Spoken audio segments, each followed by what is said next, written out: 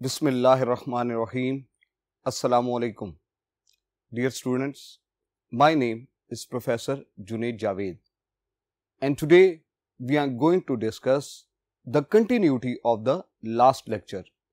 आपको मालूम है लास्ट लेक्चर में हमने प्रोग्रामिंग लैंग्वेजेस का आर्टिकल स्टार्ट किया था और इसके इब्तिदा में हमने प्रोग्रामिंग लैंग्वेज की डेफिनेशन देखी, प्रोग्राम डिस्कस किया, प्रोग्रामर की डेफिनेशन पढ़ी और इसके बाद लैंग्वेज के हवाले से इस्तेमाल होने वाली एक टर्म सिंटैक्स को डिस्कस किया। इसके बाद हम लैंग्वेजेस की टाइप्स पर गए और लैंग्वेजेस की टाइप्स को डिस्कस किया, जिनमें से लो लेवल लैंग्वेज और हाई लेवल लैंग्वेज। लो लेवल लैंग्वेज में हमने ये पढ़ा था कि ऐसी प्रोग्रामिंग लैंग्वेज जो क्लोज होती है कंप्यूटर के, सिंटैक्स इसका डिफिकल्ट होता है और ये लैंग्वेजेस मशीन डिपेंडेंट होती हैं। इनकी दो टाइप्स एक्सप्लेन की, मशीन लैंग्वेज और assembly language. Machine language basically computer की नेटिव लैंग्वेज है, फंडामेंटल लैंग्वेज है, बुनियादी लैंग्वेज है। कंप्यूटर सिर्फ इसी लैंग्वेज को अंडरस्टैंड करता है, किसी और लैंग्वेज को अंडरस्टैंड नहीं करता। और मशीन लैंग्वेज में जो इंस्ट्रक्शंस लिखी जाती हैं वो किस फॉर्म में होती हैं? जीरोस और वंस की शक्ल में, और बगैर किसी ट्रांसलेशन के it is directly executed by computer, इसलिए हम उसको कंप्यूटर की नेटिव लैंग्वेज कहते हैं। इसके लिखे हुए प्रोग्राम्स मशीन डिपेंडेंट होते हैं और आपको लास्ट लेक्चर में भी हमने इस टर्म को दोहराया था कि मशीन डिपेंडेंट प्रोग्राम्स वो होते हैं जो किसी सिंगल टाइप ऑफ कंप्यूटर के ऊपर एग्जीक्यूट होते हैं। They can not be transfer to any other type of computer system. तो फर्स्ट लो लेवल लैंग्वेज की टाइप हमने डिस्कस की थी मशीन लैंग्वेज। फिर इसके बाद सेकंड जनरेशन लैंग्वेज आती है असेंबली लैंग्वेज। असेंबली लैंग्वेज को सेकंड जनरेशन लैंग्वेज भी कहते हैं। इसमें सिंबल्स और इंग्लिश लाइक वर्ड्स इंट्रोड्यूस करवाए गए, जिन्होंने लेंथी और डिफिकल्ट बाइनरी कोड्स को रिप्लेस कर दिया। चूंकि इसमें सिंबल्स भी यूज होते हैं, इसलिए इसको सिंबॉलिक लैंग्वेज भी कहा जाता है। और असेंबली लैंग्वेज के लिखे हुए programs as compare to machine language easy to understand होते हैं, लेकिन असेंबली लैंग्वेज भी मशीन डिपेंडेंट होती है, इसलिए इसको भी हम लो लेवल लैंग्वेज की कैटेगरी में रखते हैं। इसके अलावा असेंबली लैंग्वेज में हमने एक पॉइंट और डिस्कस किया था कि असेंबली लैंग्वेज के लिखे हुए प्रोग्राम्स चूंकि इंग्लिश वर्ड्स और सिंबल्स पर मुश्तमिल होते हैं, कंप्यूटर उन्हें डायरेक्टली अंडरस्टैंड नहीं कर सकता, इसलिए एक ट्रांसलेटर की मदद से असेंबली के प्रोग्राम्स को मशीन लैंग्वेज में कन्वर्ट किया जाता है और after conversion into machine language assembly language का कोड एग्जीक्यूट होता है। तो assembly language needs a translator that is known as assembler. ये हमने ब्रीफली उन आर्टिकल्स को डिस्कस किया जो हमने कल डिस्कस किए थे, और इसकी एक वजह है, आज हमने डिस्कस करनी है हाई लेवल लैंग्वेजेस।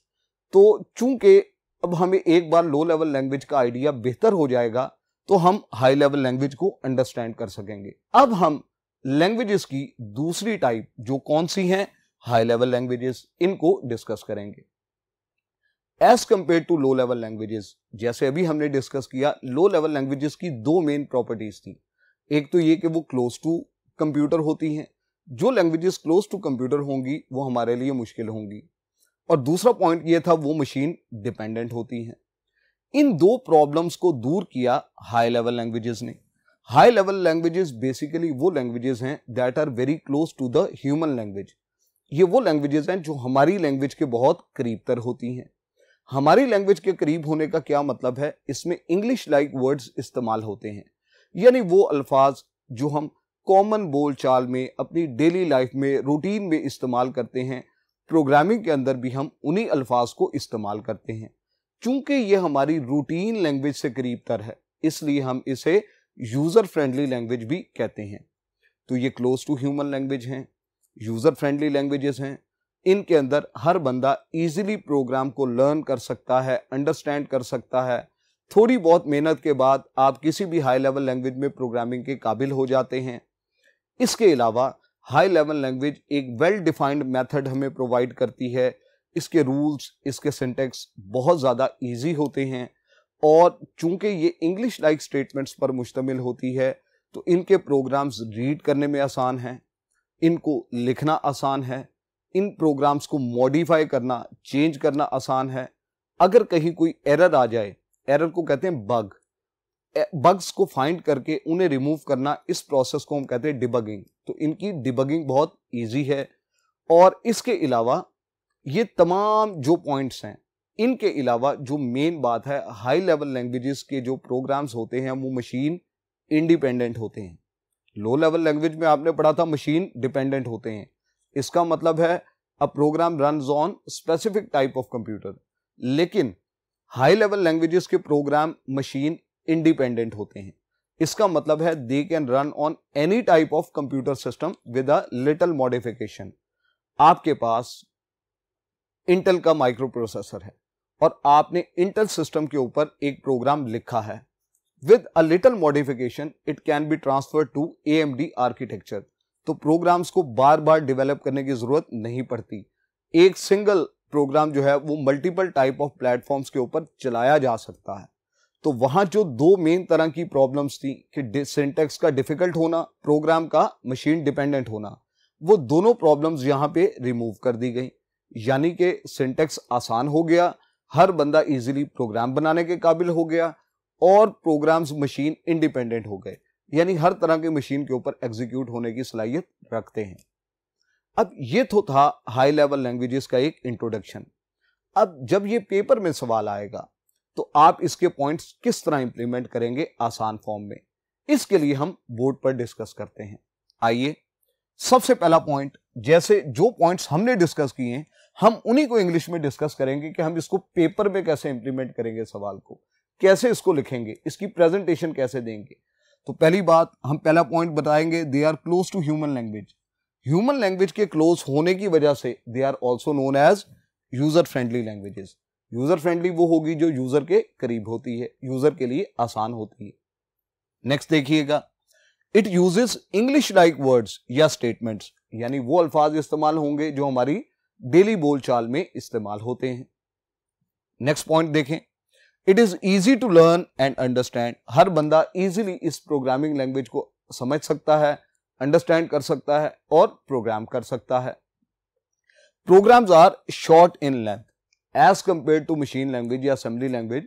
छोटे से काम को करने के लिए आपको बहुत सारी स्टेटमेंट्स लिखनी पड़ती थी, यहां प्रोग्राम की लेंथ शॉर्टर होगी as compare to low level languages. चूंकि प्रोग्राम शॉर्ट होगा इसलिए उसकी डिबगिंग भी आसान होगी। किसी जगह पर एरर आएगा, उसको लोकेट करना, रिमूव करना इजी होता है।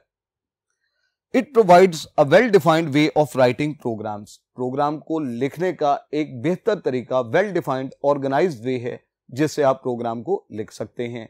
सिंटैक्स इसका आसान होता है। इसके बाद देखिएगा, it does not require deep understanding of machine architecture.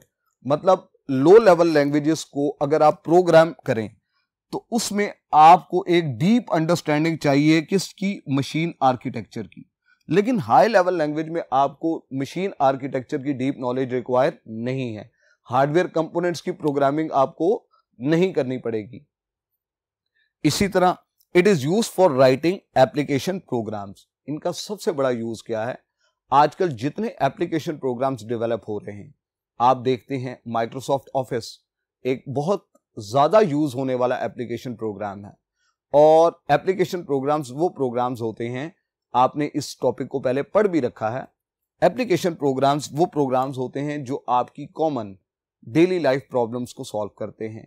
और हर एप्लीकेशन सॉफ्टवेयर आपकी एक स्पेसिफिक प्रॉब्लम को सॉल्व करने के लिए बनाया जाता है। तो आपका जो माइक्रोसॉफ्ट ऑफिस है, जितनी गेम्स डेवलप हो रही हैं, मोबाइल की एप्स हैं, बेसिकली आजकल यूज होने वाले तमाम एप्लीकेशन सॉफ्टवेयर्स ये कहां डेवलप हो रहे हैं, एप्लीकेशन सॉफ्टवेयर डेवलपमेंट सारी की सारी हाई लेवल लैंग्वेजेस के अंदर ही होती है। इसके बाद जो नेक्स्ट पॉइंट है वो देखिएगा, high level language programs are not directly executed by the computer. High level language की जो आप प्रोग्राम्स लिखते हैं वो कंप्यूटर डायरेक्टली अंडरस्टैंड नहीं कर पाता। स्टूडेंट्स, इसको हम एक डायग्राम की मदद से समझते हैं। ये पॉइंट बड़ा समझने वाला है। लेट्स सपोज आपने किसी हाई लेवल लैंग्वेज को यूज किया है। अब वो हाई लेवल लैंग्वेज, इसके अंदर जो आप कमांड्स यूज करेंगे, बेसिकली वो कमांड्स आपकी डेली लाइफ प्रॉब्लम्स को सॉल्व करने के लिए होंगी और कॉमन इंग्लिश वर्ड्स पर मुश्तमिल होगी। फॉर एग्जाम्पल, हम सी पढ़ने जा रहे हैं, तो सी में हम एक कमांड यूज करेंगे CLR SCR, CLR for clear, SCR for screen. इसी तरह एक प्रिंट एफ की कमांड है, वो हम आगे डिस्कस करेंगे। प्रिंट एफ की कमांड ये किसी भी टेक्स्ट मैसेज को स्क्रीन पर डिस्प्ले करने के लिए इस्तेमाल होती है। It is a print function. तो फॉर एग्जांपल हमने यहाँ पे प्रिंट एफ की कमांड इस्तेमाल की, प्रिंट फंक्शन है ये। अब हाई लेवल लैंग्वेज में जो हमने ये प्रोग्राम बनाया है, इसमें जो कमांड्स हैं ये किस फॉर्म में हैं? They are in English words.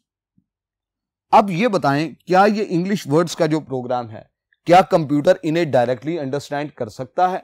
For example, आप एक सिस्टम को अगर ये प्रोग्राम एग्जीक्यूट करने के लिए दें, क्या वो इसे डायरेक्टली एग्जीक्यूट करेगा?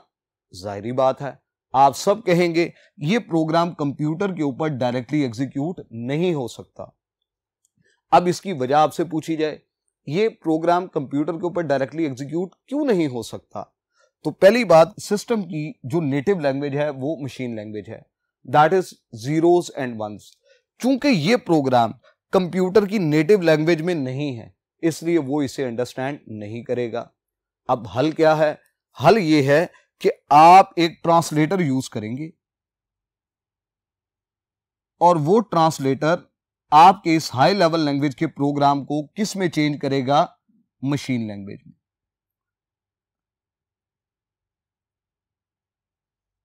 अब मशीन लैंग्वेज का प्रोग्राम किस फॉर्म में होता है? जीरोस और वंस की शक्ल में। इसका मतलब है high level language needs a translator. वो ट्रांसलेटर क्या करेगा? हाई लेवल लैंग्वेज को कन्वर्ट करेगा किसमें? मशीन लैंग्वेज में। तो ये पॉइंट हम डिस्कस कर रहे थे कि high level language programs are not directly executed by computer. Computer इसको डायरेक्टली एग्जीक्यूट नहीं कर सकता। अब हल क्या है? इसमें एक ट्रांसलेटर रिक्वायर होगा। वो ट्रांसलेटर कौन से हैं? दे मे बी अ कंपाइलर और इंटरप्रेटर, यानी कंपाइलर और इंटरप्रेटर, ये दो लैंग्वेज ट्रांसलेटर्स हैं जो ये ट्रांसलेशन का काम करेंगे। कंपाइलर भी हो सकता है, इंटरप्रेटर भी हो सकता है। हर हाई लेवल लैंग्वेज कोई एक ट्रांसलेटर यूज करेगी, या कंपाइलर यूज होगा या इंटरप्रेटर यूज होगा। पुरानी लैंग्वेजेस में ट्रांसलेशन के लिए इंटरप्रेटर यूज होता था। आजकल जो मॉडर्न हाई लेवल लैंग्वेजेस हैं वो ट्रांसलेशन के लिए कंपाइलर को यूज करती हैं। तो हमने कहा कि ये ट्रांसलेटर्स यूज होंगे जो हाई लेवल लैंग्वेज को मशीन लैंग्वेज में चेंज करेंगे। फिर ये मशीन लैंग्वेज का लिखा हुआ कोड डायरेक्टली एग्जीक्यूट हो जाएगा कंप्यूटर के ऊपर। तो ये एक लाइफ साइकिल थी जो हमने हाई लेवल लैंग्वेज के प्रोग्राम की डिस्कस की। इसको जब भी आप पूछा जाएगा, ये पॉइंट्स आप लोग 19-20 के फर्क से रिप्रेजेंट कर सकते हैं। तो हाई लेवल लैंग्वेज के ये तमाम पॉइंट्स थे। इसके अलावा हमने एक बात और डिस्कस की थी कि हाई लेवल लैंग्वेजेस के प्रोग्राम्स बेसिकली क्या होते हैं? They are machine independent. और मशीन इंडिपेंडेंट का मतलब क्या है? कि इसके लिखे हुए प्रोग्राम्स किसी भी टाइप ऑफ कंप्यूटर के ऊपर चलाए जा सकते हैं। तो मैं ऐसे कह सकता हूं, machine independent means they can run on any type of computer system. किसी भी टाइप ऑफ कंप्यूटर के ऊपर इनको एग्जीक्यूट किया जा सकता है। अब आपसे कुछ एग्जांपल्स पूछी जाएं कि आप हाई लेवल लैंग्वेज की चंद एग्जांपल डिस्कस करें, तो वो एग्जांपल्स बेशुमार हैं। C++, जावा, बेसिक, फोर्ट्रॉन। ये चंद एक एग्जांपल्स हैं जो हाई लेवल लैंग्वेजेस की आप डिस्कस कर सकते हैं। इनमें से एमसीक्यू टाइप सवाल भी आपसे पूछा जा सकता है। फोर्ट्रॉन स्टैंड फॉर, ये दो अल्फाज से मिलकर बना है, फॉर्मूला ट्रांसलेटर। इसी तरह बेसिक एब्रीविएशन है, beginners, all purpose, symbolic, instruction, code. तो ये हमने हाई लेवल लैंग्वेज का एक आर्टिकल डिस्कस किया। नेक्स्ट टॉपिक, नेक्स्ट पॉइंट, आइए अब हम फर्दर डिस्कस करते हैं।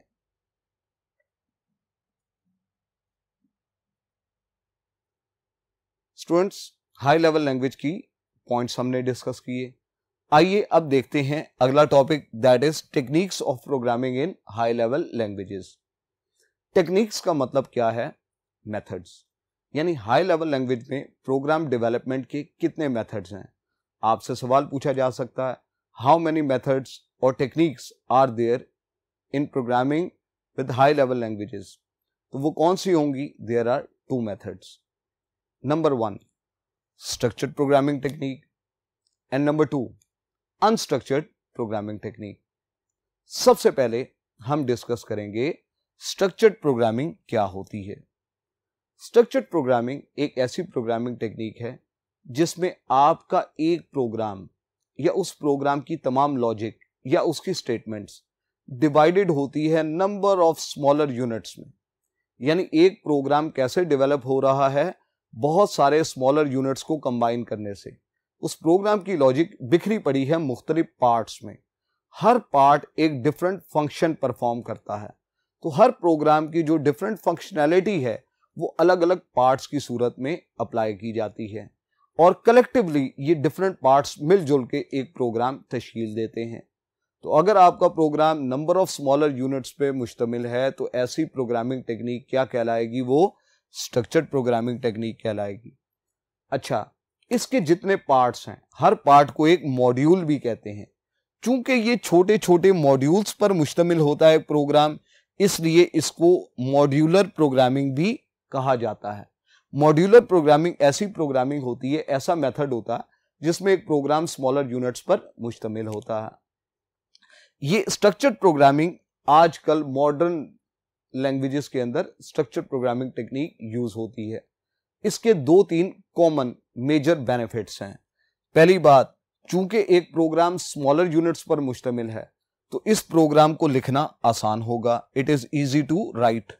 दूसरी बात, अगर किसी जगह कोई एरर आ गया तो उस एरर को डीबग करना आसान है।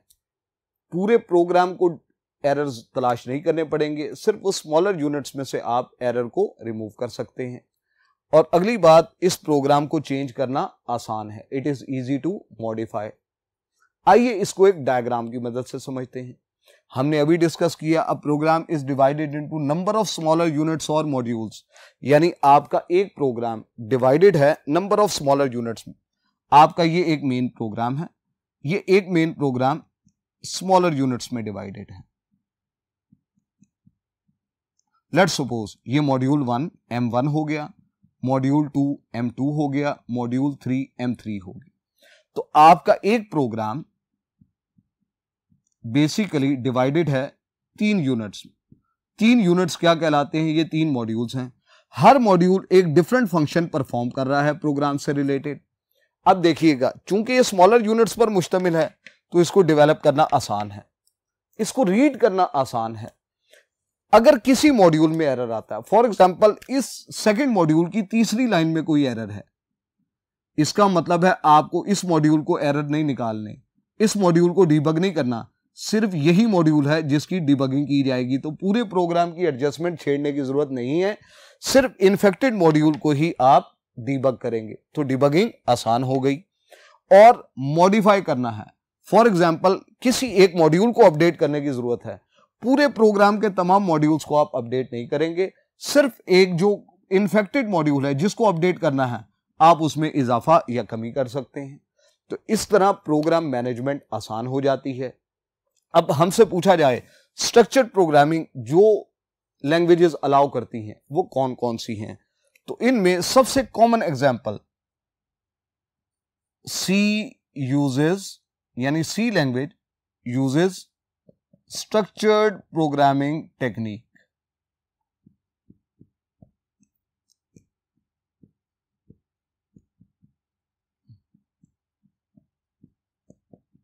तो सी लैंग्वेज एक स्ट्रक्चर्ड प्रोग्रामिंग टेक्निक को यूज करती है।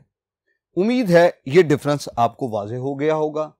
आइए अब हम डिस्कस करते हैं अनस्ट्रक्चर्ड प्रोग्रामिंग टेक्निक, वो क्या होती है वो डिस्कस करेंगे तो आपको ये टॉपिक ज्यादा क्लियर होगा।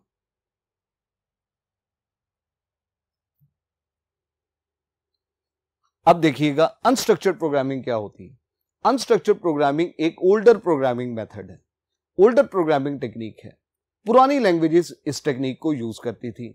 इसमें क्या होता था कि जो होल प्रोग्रामिंग लॉजिक है वो लिखी जाती थी एक सिंगल मॉड्यूल में। तो यानी एक ऐसी प्रोग्रामिंग टेक्निक जिसमें प्रोग्राम लिखा जाए, कैसे लिखा जाए, एक सिंगल मॉड्यूल की शक्ल में। तो ऐसी प्रोग्रामिंग टेक्निक क्या कहलाती है? Unstructured programming technique. ये ऐसे ही है जैसे मैं आपके सामने 25-30 बुक्स का एक ढेर लगा दूं और आपको कहूं इसमें से कोई बुक तलाश करो, तो आपको टाइम लगेगा। उसकी जगह 5 बुक्स के 5 सेट्स में बना दूं और आपको कहूं तीसरे सेट में से एक बुक निकालनी है, तो बेसिकली ये जो मैंने सेट्स बनाए हैं ये एग्जाम्पल है स्ट्रक्चर्ड की, और तमाम का एक ही सेट बना दूं तो ये अनस्ट्रक्चर्ड है। डिफरेंस आपकी नजर में खुद ही वाजे हो गया होगा। तो अनस्ट्रक्चर्ड प्रोग्रामिंग टेक्निक में एक सिंगल मॉड्यूल होता है। उस सिंगल मॉड्यूल के अंदर उस प्रोग्राम की तमाम लॉजिक इंप्लीमेंट होती है। अगर प्रोग्राम 500 लाइंस पर मुश्तमिल है तो उसकी तमाम लॉजिक 500 लाइंस का कोड एक ही मॉड्यूल की सूरत में होगा। हम उसको कोई भी नाम दे सकते हैं, फॉर एग्जांपल मॉड्यूल 1 के नाम से। तो ऐसी टेक्निक जो ओल्ड फैशन प्रोग्रामिंग टेक्निक कहलाती है, ये अनस्ट्रक्चर्ड है। इसकी रीडेबिलिटी डिफिकल्ट होती है। रीडेबिलिटी का मतलब होता है इसको रीड करने की सलाहियत। प्रोग्राम जितना इसके अंदर मॉड्यूल्स कम होंगे उतनी उसकी रीडेबिलिटी डिफिकल्ट होती जाएगी। इसके अलावा इसको मॉडिफाई करना, चूंकि एक ही सेट में है, इसको मॉडिफाई करना मुश्किल, इसको डीबग करने में भी आपको मुश्किलात का सामना करना पड़ेगा। तो ये स्टूडेंट्स, आज हमने हाई लेवल लैंग्वेज डिस्कस की और इसकी 2 प्रोग्रामिंग टेक्निक्स, जिसमें एक स्ट्रक्चर्ड और एक अनस्ट्रक्चर्ड टेक्निक आती है, उसको डिस्कस किया। उम्मीद है आपने इस टॉपिक को गौर से समझा होगा और आप इसकी प्रैक्टिस जरूर करेंगे। नेक्स्ट लेक्चर तक के लिए मुझे इजाजत दीजिएगा। अपना बहुत ख्याल रखिएगा। अल्लाह हाफिज।